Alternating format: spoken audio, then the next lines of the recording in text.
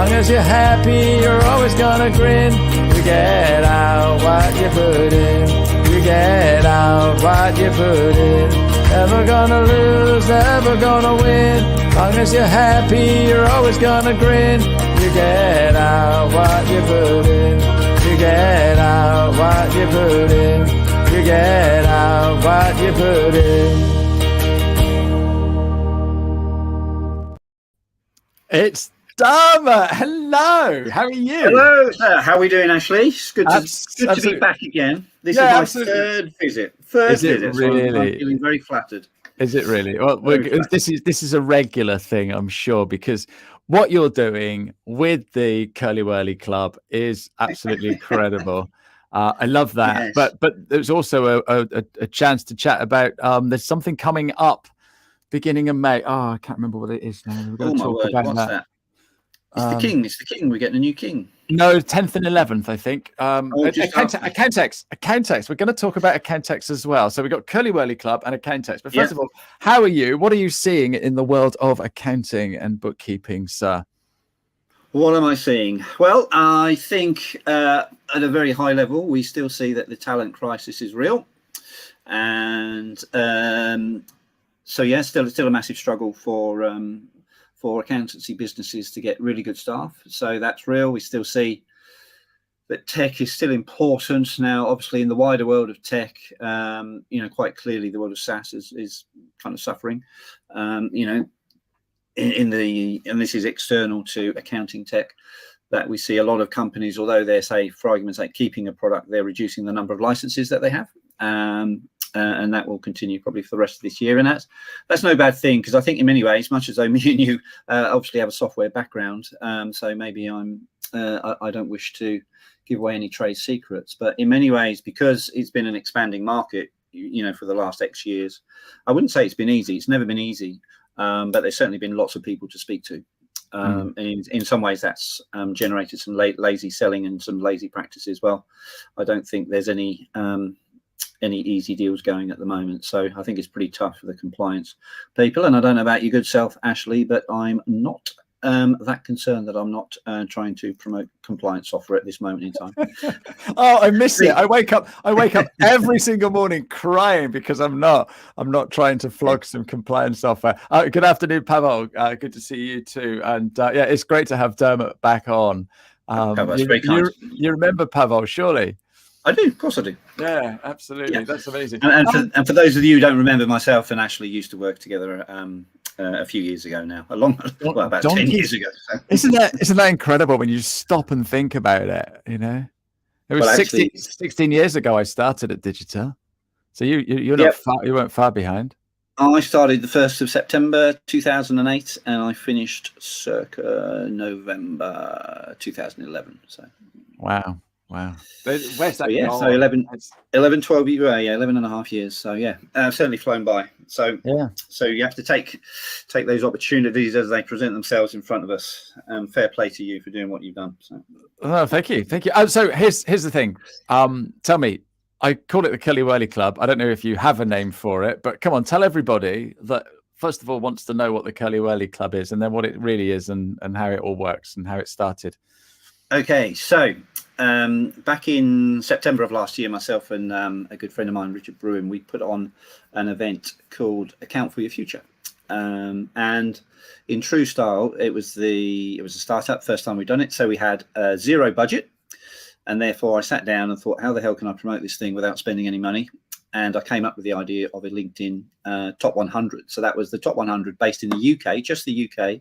In the accountancy sector, and purely based upon people's followers, the number of followers that they have. So why did I do that? One, because the information was freely available. All I had to do was, go through 100 kind of people that I kind of knew of, and put together this list. And I thought it would do okay. I thought it would get a bit of traction. And I put it together. I kind of spent a couple of hours on a Saturday putting it together, published it at 8:30 on a Sunday morning. Within 30 seconds, a certain leader, the number one in the table, Jerry Williams, who I didn't know, Jerry had responded with a tick and said, "Oh, good idea." And kind of 30 seconds later, a certain Chris Downing, you won't be surprised to hear, was another one who said, "Oh, good idea." And then over the next kind of 20 minutes, they both kind of went, oh, I think you need to add, Flossie, and I think you need to add George, and I think you need to add Fred, and oh, by the way, I really think Peter and John need to be on here. So I basically spent the rest of the morning updating it. I updated it as all these requests come in, and obviously the point about LinkedIn is that as something goes off, the snowball down the mountainside. So I thought publish at 8:30, leave for the gym at 9 o'clock, normal kind of quiet Sunday. And lo and behold, I was still sat at my desk about 1 o'clock before I said, this is it, line in the sand. I'm not updating it as we go anymore. I do need to get to the gym, which you can clearly see by the number of chins on display. So yes, that particular thing hasn't changed in the last 6 or 7 months. And then, and so what I decided to do, again, having no money, I decided, he says, reaching for something which wasn't prepared, to give some curly whirlies out to it was the top 3, actually. So that was, at that time, it was Jerry Williams, Francesca Tricorio, apologies, Francesca, if I pronounced your name incorrectly, and then Laura Taylor. So they were the top 3. So again, I didn't know of those 3, but sorry, I knew of those 3 ladies before doing it. I'd never spoken to them before, either telephone or face to face. And anyway, so I just popped, some some curly whirlies in the post, and I think Francesca was kind enough to. She actually posted it on Instagram first, and I wasn't connected with her on Instagram, so it totally flew me by. And it was only about a week or so later that she kind of put 2 and 2 together and sent me a little message.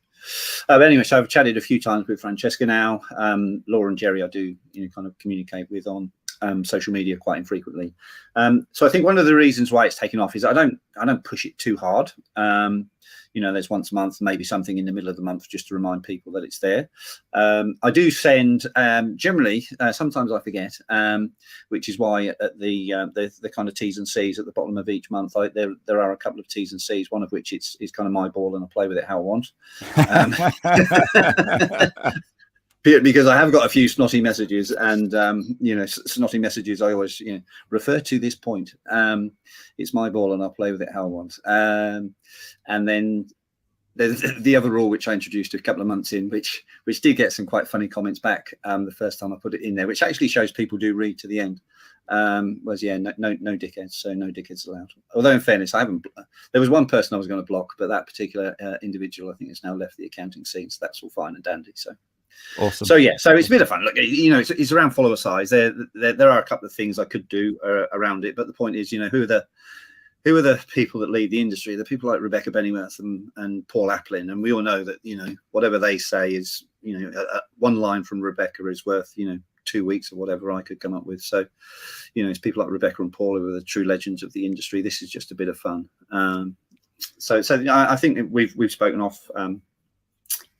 Off in the green room or from time to time when we bump into each other about other ways that it could be developed with things like the LinkedIn SSI. So I might get around to that.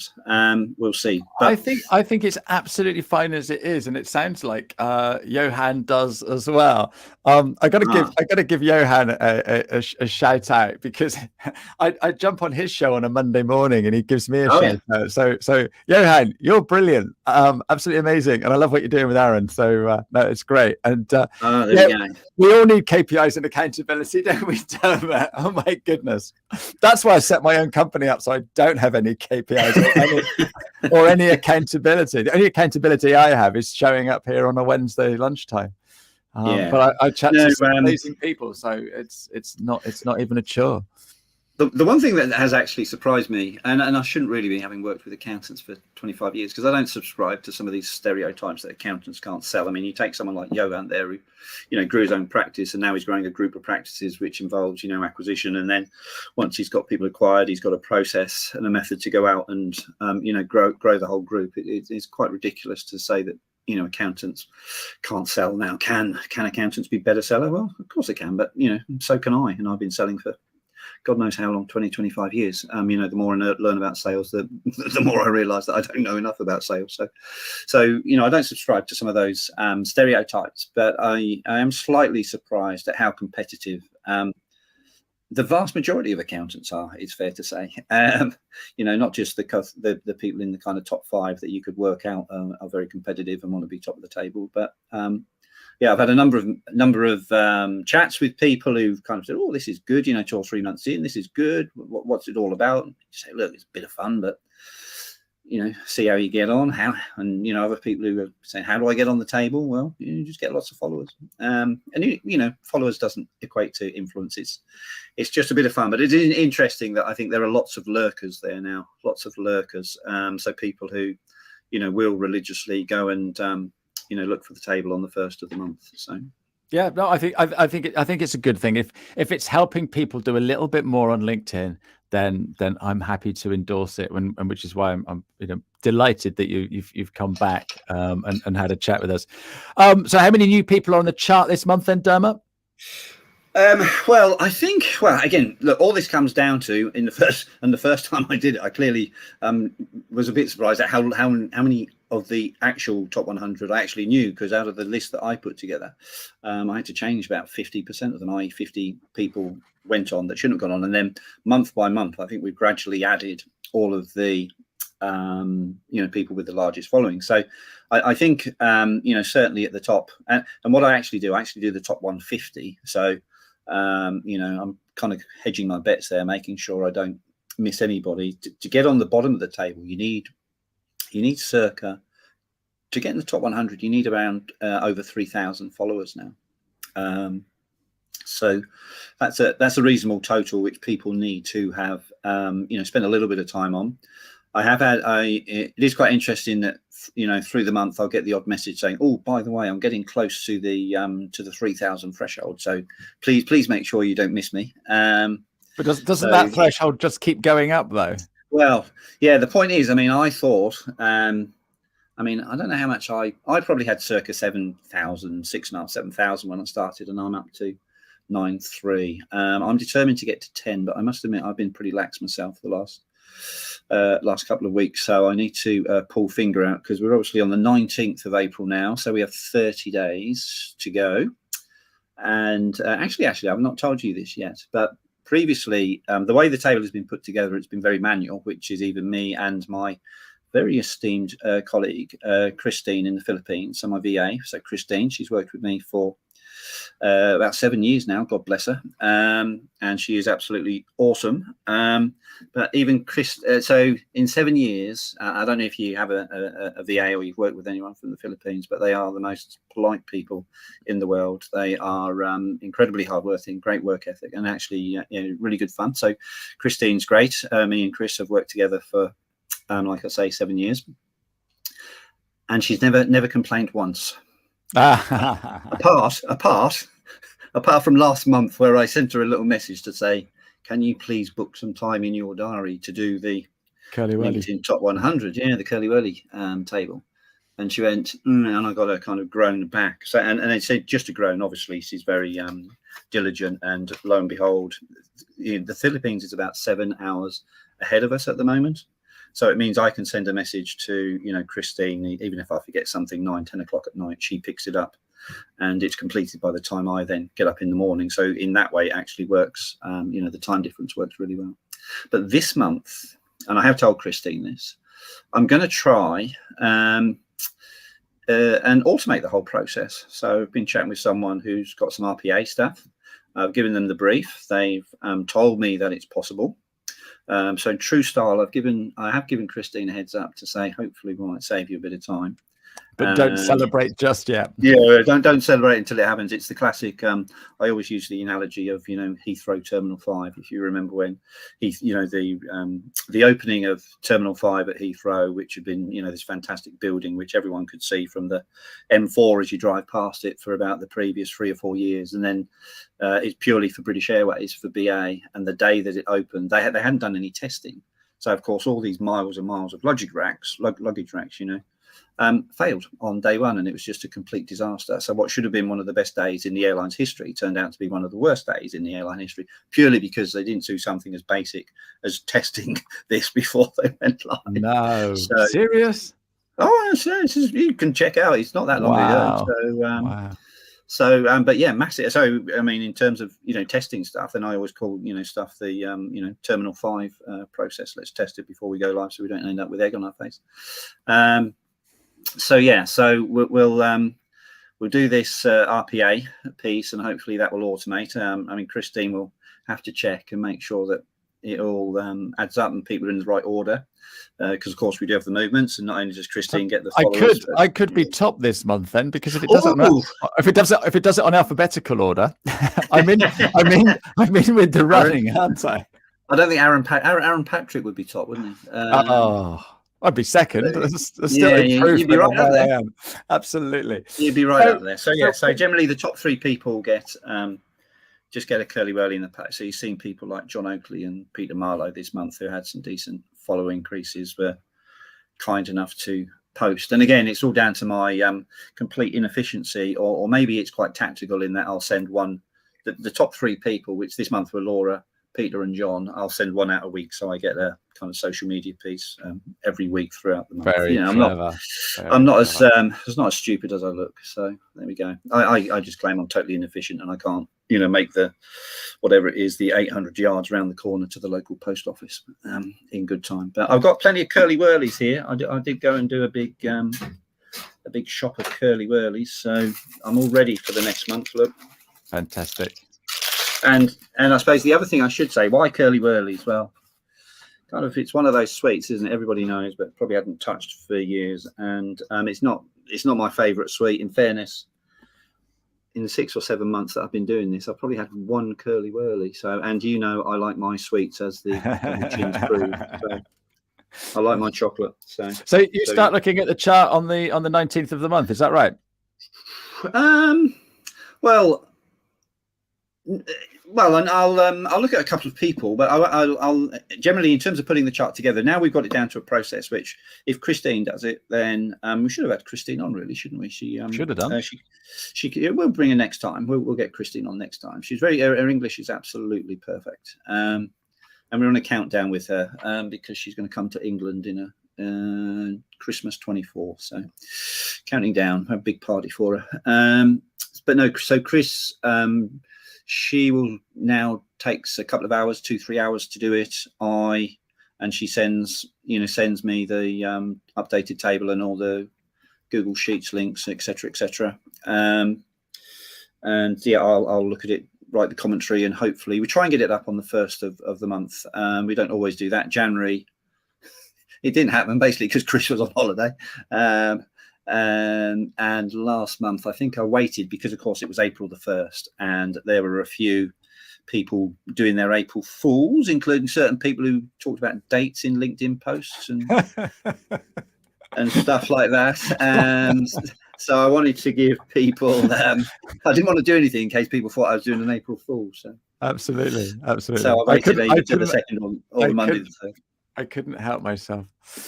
If I see an accountant or a bookkeeper that have got more than 3,000 followers, do I tell them to get in touch with you, or do I just tell you? How does it work? What's the best way? They could just drop me, as long as they send me a polite message. Like I say, 99.9% of people that we deal with. That's one of the good things about the accountancy profession. It's full of lots of smart, intelligent, but also polite people. Yeah, absolutely.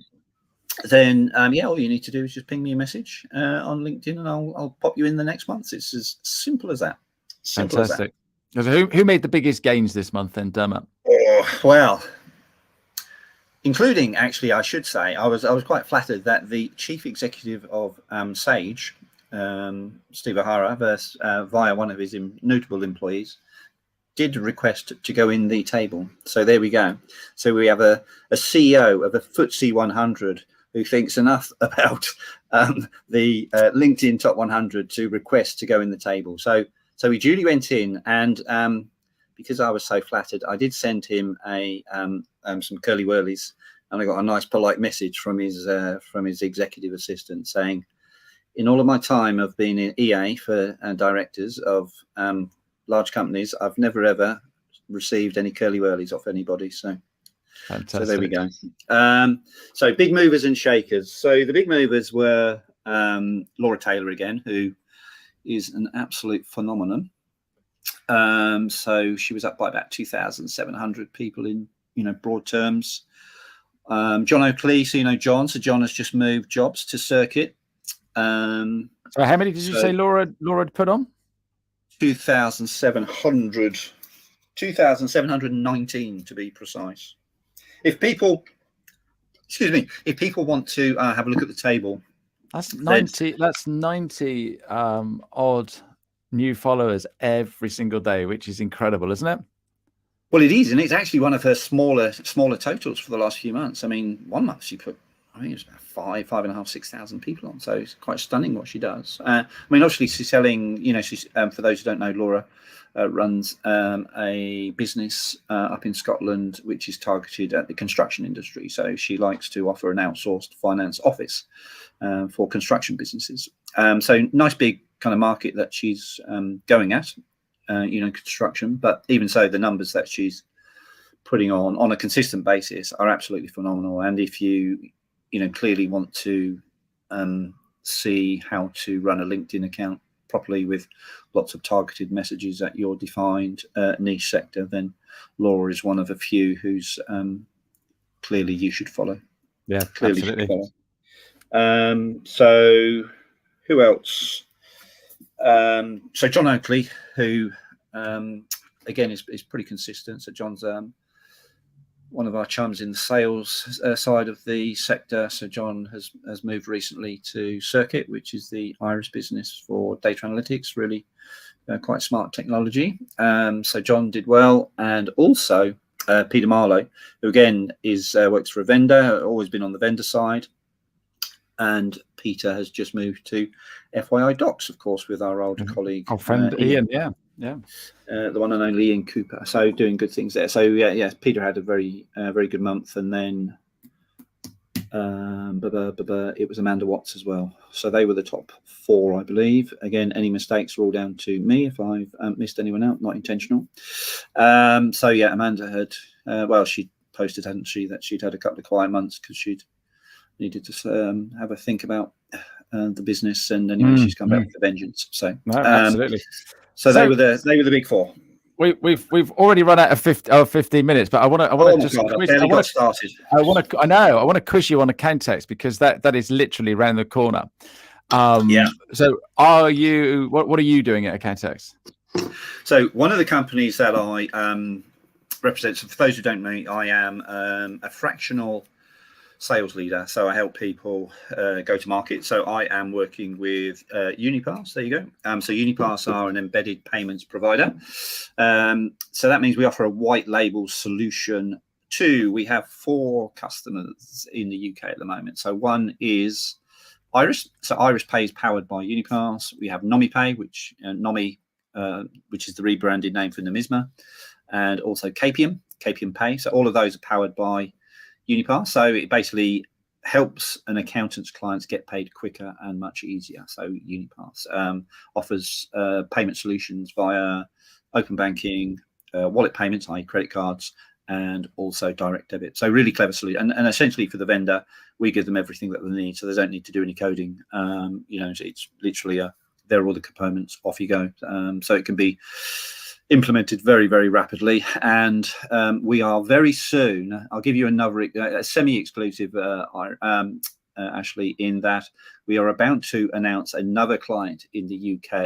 I can't give you the name because me, I won't talk about Wembley till you get there. But if you chase me hard next week, I will be able to tell you who it is. Awesome. Chase. I got that one. So why should we go to Accountex? So I'm an accountant watching this at the moment. I've never been. Yeah. Why should I go? Okay, so Accountex. Well, much easier to get to this year if you're from your part of the world, because you can now hop onto the Elizabeth line, and that will save you, I think, a good 30 to 45 minutes on your journey round to Docklands and the Excel Centre. So essentially, Accountex gives you everything that you want as an accountant under one roof. Yeah. So all of the providers, yes, there are software providers, there are, HMRC, there are the providers of tax knowledge, there are providers of training course such as Des O'Neill and CPD Store. So everything that you could want as an accountant is under one roof. Does that mean it's big? Yes, it's absolutely massive. There are over 9,000 attendees went last year, and I'm sure with the work that Caroline and Rachel and Annie have put in this year, it will be even bigger. So make sure that you look at the the websites. Make sure that you are kind of clear about what you want to get out of it, but only have one or two, people that you need to see, because, part of the joy of going to an exhibition like that is, doing things on the fly. You might be walking past a theatre and there are lots of talks that you can go to. And you say, oh my word, there's Rebecca Bennyworth. I've got to, take the opportunity to, listen to Rebecca. So in terms of, theatres, there's about 11 theatres, I think. 13. There's the best part. 13. Yeah. Yeah, okay, and there, whatever there is, 270 plus speakers, and it's the great and the good of the accountancy world. Plus, this year, actually, I have been assured, having chatted with Caroline last week, that Ad Valorem have got Tom May, who's the ex-England rugby player from Northampton, Mark Pugh, the foodie footballer. He used to play for Bournemouth, Premier League footballer. He now has got a very active and good Instagram account on how to eat well as he kind of develops, high performance mindset, etc. So Mr. Mark Pugh is going to be there, and apparently Sage, being the sponsor of both the Six Nations rugby and the 100 cricket, tournament, which will start in a couple of months' time, have at least one big name sportsman that is due to appear. And all Caroline will say is that it is big. So if you like your sport, there's going to be a couple of big names to have selfies with. Fantastic. More content. Right. So what tips have you got if you're going to visit Accountex? If you're going to visit, I would, go with an open mind. Go and actually, make sure I would say, out of all of the talks, if you're just going for one day, I would recommend you go for two, because there's a lot to get through in 2 days. And actually, if you're on your feet walking around, you are going to get tired by mid-afternoon. So don't go to a talk purely because you want to rest your, put your feet up for half an hour. Make sure you choose, although that is a good idea. Make sure that you, have highlighted who you want to speak to. And, all the talks are on the Accountex website. It's just accountex.co.uk. And, there'll be printed brochures there. So choose a couple. Choose a couple of vendors that you want to go and have a chat with. Now the vendors, the bigger vendors are all there. So, Iris, Waters Kluwer, Sage, Intuit, QuickBooks, Xero, and Chaser, and all of the apps are all there. So, make sure that even if you're using them, it's always good to go and, make sure you say hello to your account manager. It does help. I know we're chatting online now, but nothing can beat face-to-face. Certainly if you're an old stager like me, it makes a massive difference. But then also leave some time just to, see what happens. Don't get swayed by swag. I know it's nice to get bottles and T-shirts, as I showed last night on LinkedIn. When nobody said no to them. Socks are a tenner penny and all the rest of it. Or socks are not tenner penny; they're money penny. So make sure they. There's nothing wrong with having a bit of swag, but also, don't come out loaded up with swag. And I would also say, if you're going to have a cup of coffee, then make sure you're queuing for a cup of coffee. Then, speak to the person who's behind you. It might be a vendor. It might be a fellow accountant. There is so much to be gained just by having those 10 seconds. Best tip ever. I love that one. Yeah, just chat. I love that. And even, if you sat down waiting for a talk, turn around to whoever's in front of you, behind you. Who are you? Where are you from? You can gain just so much. Those off the cuff, conversations are some of the best. I mean, very quickly, just to prove a point, I actually, when I was at Panalytics, the coaching business, we did a big event over 2 days, and then on the Monday, Tuesday, and then on the Wednesday, I had a colleague, believe it or not, come in from San Diego, and I had a colleague come in from Brisbane, and me in the middle. And so what we're going to do on the Wednesday? Well, they're both been to London before, so they're not all the obvious touristy things. So we went to Paris on the Eurostar. Wow. And did all the touristy things in Paris for a day before. Actually, on the Wednesday night, Sia went back to San Diego, and Wendy had another day before she went back to Brisbane. But anyway, but when we were on, so we had 3 of us sat around the same table, and there was a lady there, very classy businesswoman, obviously off for a meeting for a couple of days in Paris. But once we started chatting to her, loveliest woman that we'd ever met, and she was the digital transformation director of B&Q. Wow. So you can imagine the half an hour that I had chatting with her. It was just absolutely awesome. The amount of advice that I got from that stunning lady for, 30 minutes was just brilliant. and that's what you're potentially missing out on at Accountex. So just, chat. Everyone's friendly. They are. That is why I'm still in the accounting space after 16 years. It really is. There's lots of lovely people. Lots of lovely people. Absolutely. That's it, sir. We've come to the end of our time. It's never long enough, but we will have a chat. What we need to do is work out the diary so that you come on the day that you release the list, because that would be good fun. That's the first of the month. So next time we do that, we'll do that first, and we'll get Christine on as well. So because she does all the hard work. Perfect. Well, I look forward to seeing you in a couple of weeks' time in London at Accountex. And thank you very much indeed. Thanks, everybody, for joining and doing the comments. I normally go on to say who I've got next week, but next week I'm in Dublin with Des O'Neill at Profit Pro. So no show next week, guys. I do apologise. But thank you very much, Dermot. Always good to see you, Dermot. Guy. You'll enjoy that. Have a good one. Yeah, no, I can't wait. But good to see you, Dermot. Thank you very much for your time. Take care. Cheerio. All the best. Bye-bye. Bye. You get out what you put in. Never gonna lose.